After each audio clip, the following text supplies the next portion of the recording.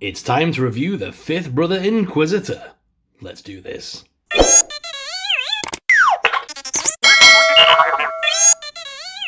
Hey guys, me host Super Sorrel, thank you very much for tuning in. Look what I got!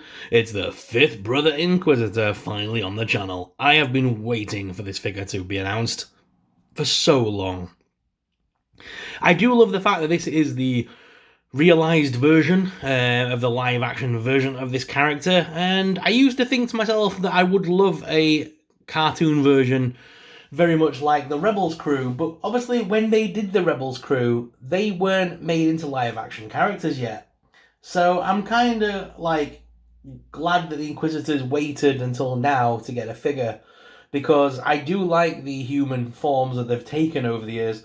And obviously because the only one we don't really have now is I can never remember her designation name, but basically the Buffy the Vampire Slayer version. You know, Sarah Michelle Gellar did the voice of one of the Inquisitor's sisters for Rebels, and obviously because it's based on Sarah Michelle Gellar, they could make the face look a little bit like Sarah Michelle Gellar crossed with the cartoon version, and kind of make like a nice realised version of that character in the future if they wanted to. But the rest of the Rebels, I think we'll slowly see get re-releases as new variants of them come out based on their new versions. Obviously, Kanan is going to be the one they're going to struggle with, because obviously he probably won't be in anything going forward in live action. But you never know. Ezra may have a flashback scene, and we may see a live action Kanan. But we'll just see. I like I say, I do like the fact they waited long enough to see this version get made. I'm really excited about that, and I can't wait to get the Grand Inquisitor in hand. So this is the fifth brother by Hasbro as a part of the Obi-Wan Kenobi line. There is the artist render on the side, which is pretty nice actually. I do like the fact that, you know, they have chosen that actor to play him, because he does look like him, surprisingly, which is pretty cool.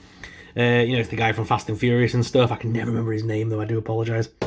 Flick that to the back of the box and we can take a look at that little write-up. Pause it if you want to read it now, but it states, Obi-Wan Kenobi is set years after the dramatic events of Star Wars Revenge of the Sith, where Kenobi faced the corruption of his friend and Jedi apprentice, Anakin Skywalker, turned Sith Lord Darth Vader. I do miss the fact that they don't put the write-ups of the characters on here anymore. It's just a blurb about the actual programme they've come from. And again, if we take it to that side, there's not much there, not much on the top, not much on the bottom, so let's go ahead and break it open.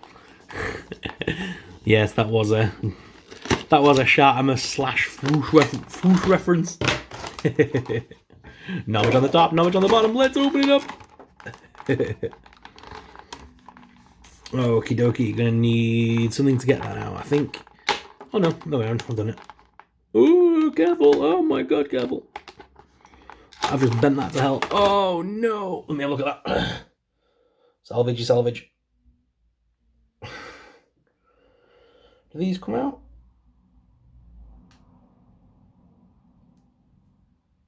I'm not sure if these red blades come out. I think they do. But they are stuck in there well tight. That is. Ooh. Not sure if I want to pull them out. And then we've got the fifth brother himself, so let me just crack him out of this plastic.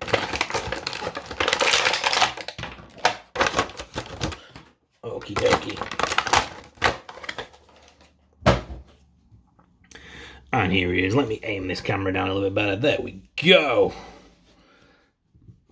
Yeah, so like I say, this lightsaber, these are very long and they are quite flimsy.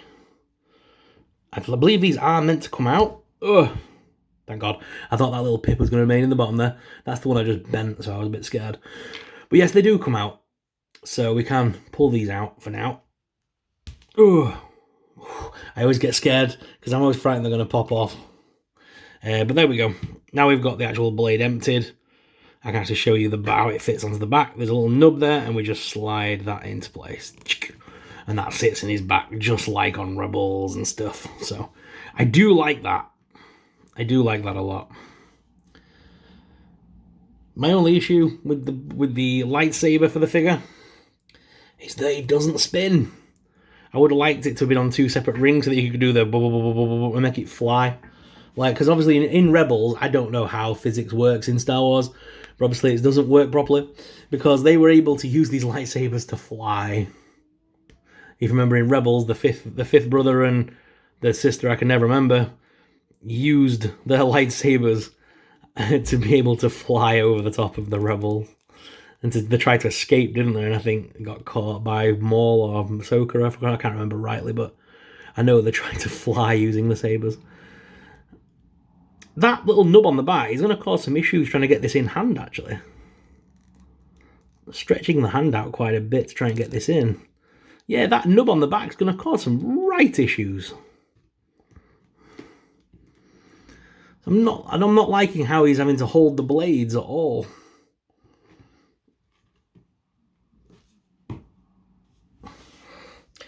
I mean, it looks cool having it behind his back and stuff and sort of having it to one side, but I'm not overly fond of the saber. Like I say, I wish it span for one, because it's meant to spin. And my only other thoughts on this is the fact that because of that nub, it is going to make it ridiculously hard to try and pose with. Because you want to get it from the back. Which that nub's right in the middle, so it makes it nigh on impossible to do. And by doing that, I'm bending these like crazy. Taking a look at the actual figure itself, though, let's take a moment to look at the actual figure, which is the reason we're all here, really. Let's take a look at that face sculpt. It is very detailed and very nice, actually very well put together. Yeah, it does look like him. I like the sigil on the arm, that's nice and silver and chrome and painted. I like all the little reds, blues, and all the little colours they've implemented onto the armour pieces. These are all actual, like, separate pieces as well. They're not moulded on, which is nice. These are all separate individual armors. Head, yeah, head's on a ball joint, so we can pop that off if you wanted. Do head swaps and things. So if you got like another version of this, you could use this as an Inquisitor body mold and then pop different heads on if you wanted to. I mean, this could be the start of a body for